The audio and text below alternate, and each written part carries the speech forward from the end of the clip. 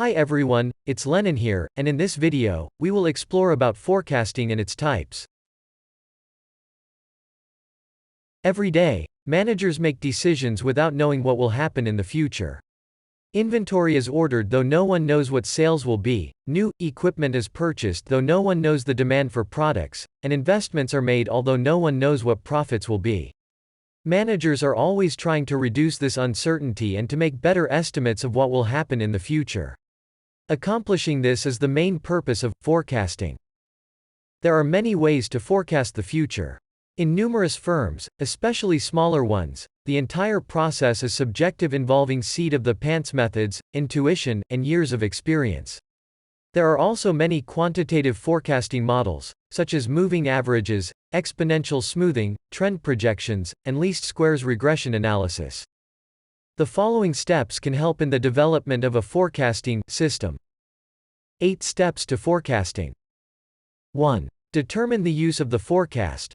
What objective are we trying to obtain? 2. Select the items or quantities that are to be forecasted.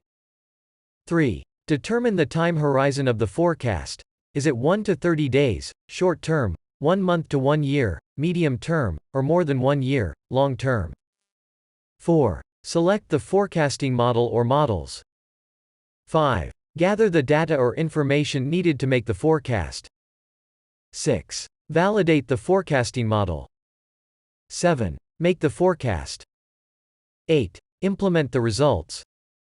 While steps 5 and the 6th may not be as relevant if a qualitative model is selected in step 4, data are certainly necessary for the quantitative forecasting models presented in this chapter.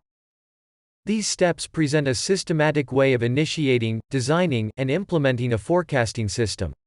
When the forecasting system is to be used to generate forecasts regularly over time, data must be collected routinely, and the actual computations or procedures used to make the forecast can be done automatically. There is seldom a single superior forecasting method. One organization may find regression effective, while another firm may use several approaches, and a third may combine both quantitative and subjective techniques. Whatever tool works best for a firm is the one that should be used. Types of forecast. In this chapter, we consider forecasting models that can be classified into one of 3 categories: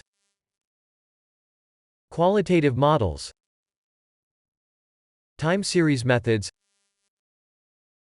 and causal methods. Qualitative models have Delphi method,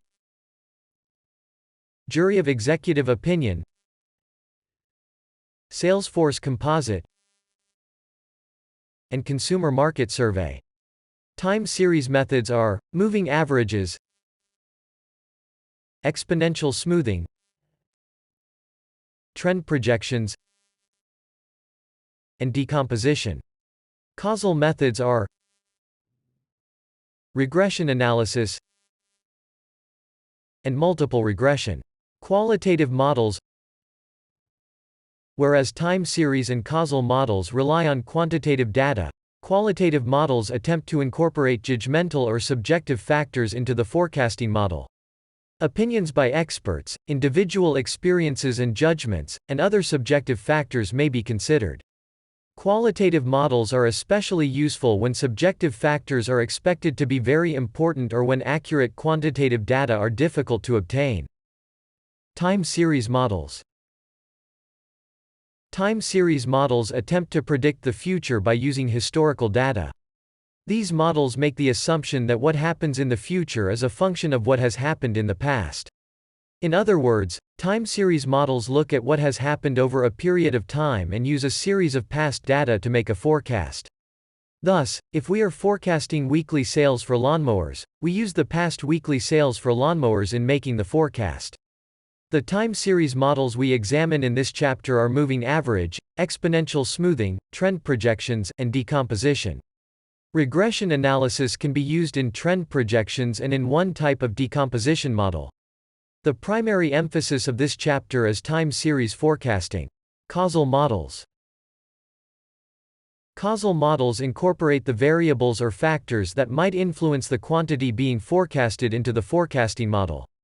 For example, daily sales of a cola drink might depend on the season, the average temperature, the average humidity, whether it is a weekend or a weekday, and so on. Thus, a causal model would attempt to include factors for temperature, humidity, season, day of the week, and so on. Causal models may also include past sales data as time series models do, but they include other factors as well. Here is a brief overview of 4 different qualitative forecasting techniques. Delphi method. This iterative group process allows experts, who may be located in different places, to make forecasts. There are 3 different types of participants in the Delphi process: decision makers, staff personnel, and respondents. The decision-making group usually consists of 5 to 10 experts who will be making the actual forecast. The staff personnel assists the decision-makers by preparing, distributing, collecting, and summarizing a series of questionnaires and survey results.